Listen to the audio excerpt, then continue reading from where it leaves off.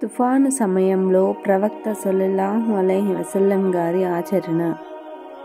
హజ్రత్ ఆయిషా రజియల్లాహు అన్హు గారు ఇలా తెలిపారు: మేఘాలు ముసురుకున్నప్పుడు మరియు తుఫాను సమయంలో ప్రవక్త సల్లల్లాహు అలైహి వసల్లం గారి పవిత్ర మొహంపై వాటి ప్రభావ ఛాయలు గోచరించేవి.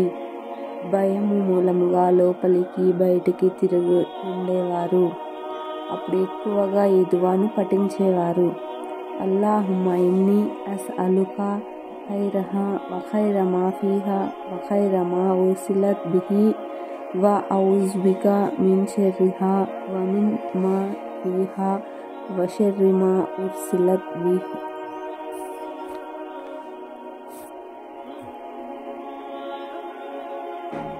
ఓ అల్లాహ్, ఈ గాలిలోనూ మరియు ఈ వర్షంలోనూ ఉన్న శుభము కోరుతున్నాను. ఏ ఉద్దేశముతో ఇవి పంపబడినవో వాటిలోని మంచిని కోరుతున్నాను. ఓ అల్లాహ్, ఈ గాలి యొక్క చెడు నుండి రక్షణ కోరుతున్నాను.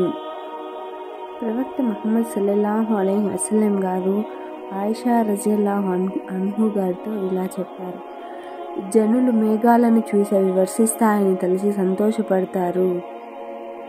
కానీ ఆద్ సంతతి వారికి గాలి రూపంలోనే శిక్ష ఇవ్వబడినది. వారు మేఘాలను చూసి ఇందులో నుండి మన కొరకు వర్షము కురుస్తుందని సంతోషించారు. వాస్తవానికి అందులో వారి కొరకు శిక్ష దాగి ఉన్నది. అల్లాహ్ తాలా ఖురాన్లో ఫలమ్మా రఅౌహు ఆరిజం ముస్తఖ్బిల ఔదియతిహిం అని పలికారు. తుఫాను బాధాకరమైన శిక్ష. తన ప్రభువు ఆజ్ఞ మేరకు ప్రతి వస్తువును నాశనం చేస్తుంది అని అన్నారు. తుఫాను మూలముగా ఎంతటి వినాశనమునైనా పాపాత్ములకు ఎటువంటి శిక్షలే విధిస్తాయి.